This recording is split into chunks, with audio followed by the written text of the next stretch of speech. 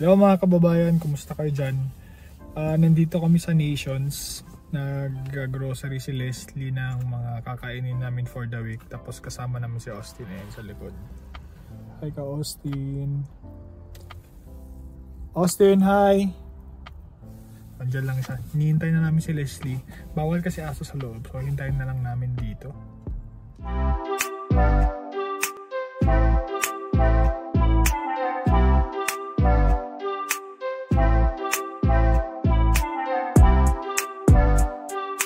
Along the way kasi nung papunta kami dito, parang tinanong ko si Leslie,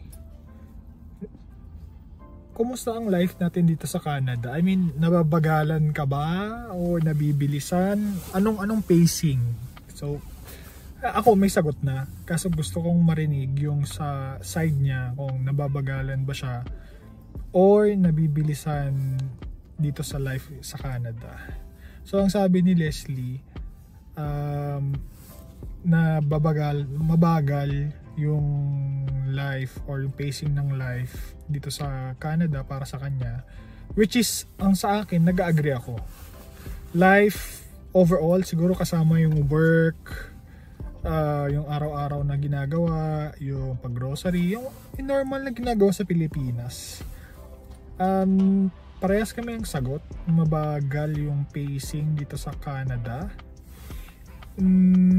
Yung stress hindi din, well, hindi ganun kalala or mas smooth yung stress dito sa Canada compared sa Pilipinas. Yun yung napag-uusapan namin nung papunta kami dito sa Nations, kung yung life dito sa Canada mabagal o mabilis. Bakit ba bigla kong tinanong kay Leslie yun? Kasi nga tinawagan kasi namin yung tita namin, yung tita ni Leslie. Nasa Calgary sila ngayon. Kwento-kwento, kumustahan, kumusta si Austin, which is yan, nangungulit to. Austin, say hi. Yan siya. May sarili siyang dyan, upuan. Hindi siya pwedeng lumabas. Ayokong ilabas kasi guys, sidetrack. Kagabi pala, kahapon nagdiarrhea yan. Yung tiyan niya, tae siya ng tae. So ilang beses tumae, parang 7 times, 8 times na siya tumatae kahapon. Tapos ngayon, ang last na tae niya is parang, or last na poop niya parang 3-4 AM ng umaga. Tapos binigyan namin ng pagkain.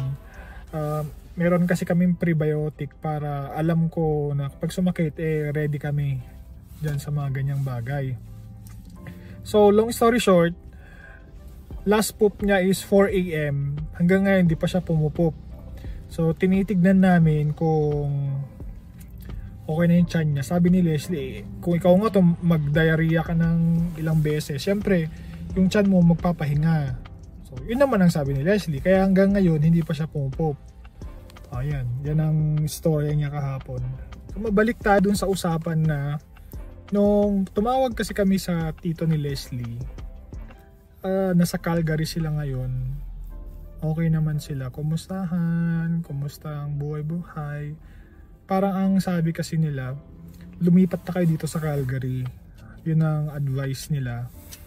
Kasi parang ang sabi nila, kung mas mabagal ang life, sabi niyo, mas mabagal ang life dito sa Calgary. So ngayon ko lang na-realize, medyo late reaction lagi ako sa mga ganyan. Parang bigla na lang pumapasok. Tapos gusto kong i-document o gawan ng vlog. Kasi nga, once na pag kunwaring napanood ko to, at least maalala ko yung moment na, ay, naranasan ko na to o naramdaman ko na to. Kumbaga. So sabi nila, mas mabagal daw ang life sa Calgary. Saka ngayon ko lang na-gets nung papunta kami dito sa Nations. So para sa akin dito sa Ontario, dito sa Toronto, mabagal na ang life versus, well, compared ko sa Pilipinas, mabagal. So parang mas mabagal pa sa Calgary. Gaano kabagal? So parang low pace, hindi siya ganun kabilis.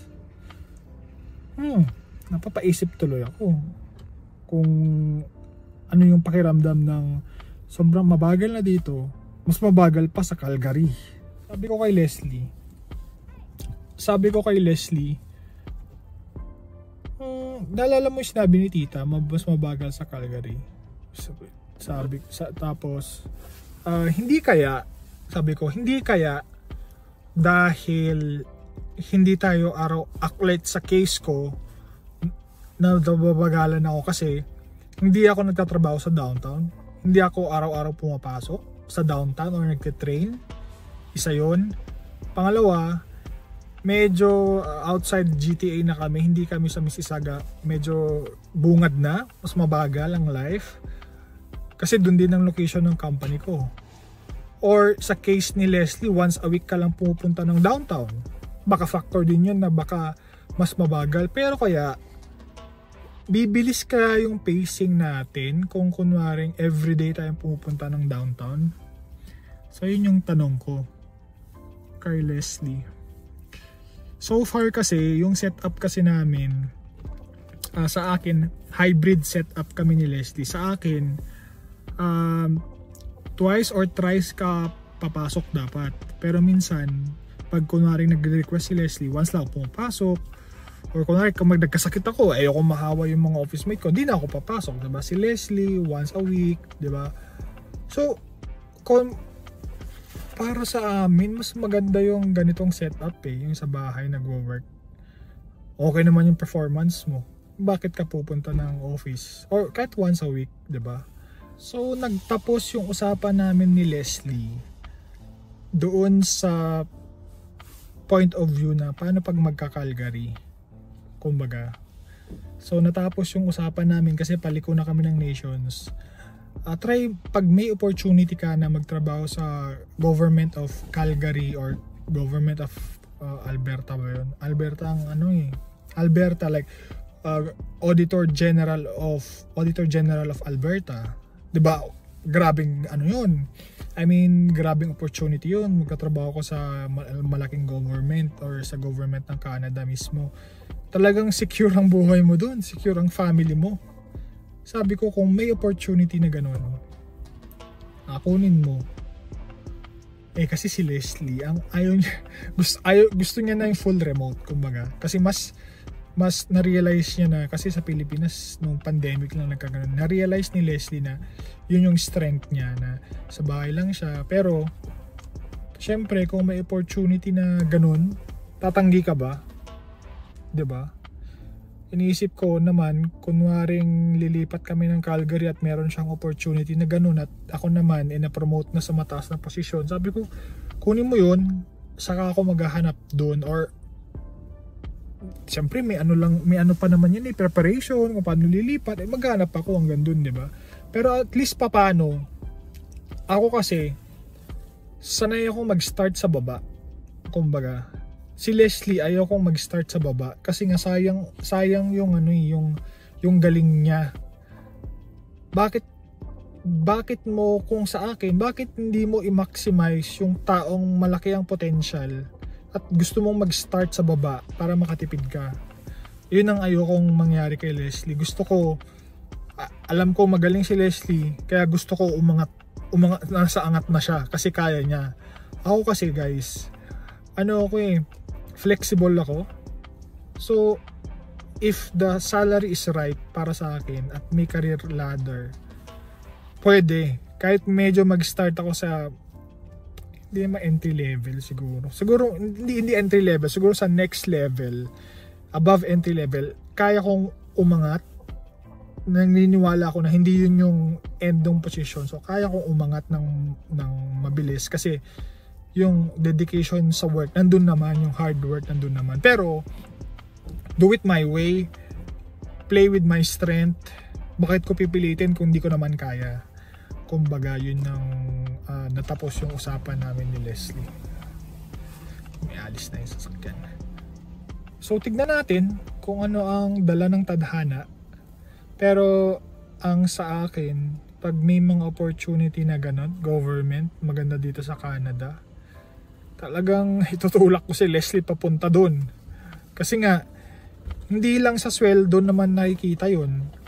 Is factor, sweldo plus benefit para sa family. Pero pag syempre kung tingin ko naman mahirapan si Leslie o hindi niya kakayanin, bakit ko ipipilit? Kung saan siya masaya, kung tingin niyang doon siya aangat, o kung tingin niyang okay naman ang benefit para sa amin, ayokong diktahan ang mas magaling sa akin. Ba't ko gagawin yun, di ba? Ganun lang ang ano namin, ang tingin kong, tignan natin, panahon lang ang mga kapagsabi niyan. Pero sana mag-align lahat para sa akin. Okay naman yung work ko, pwede naman ako lumipat, hindi naman ako hindi ako magdadalawang isip kung may opportunity, diba? Lalo na sa aming dalawa. Saka nandun naman yung tita at tito ni Leslie, tutulungan na din naman kami, di naman totally start kasi alam na namin ng may galawan dito sa Canada. Unlike nung talagang wala kaming kaalam-alam, diba? Gina-guide kami. O doon siguro konting guide. Ganun lang. Tingnan natin.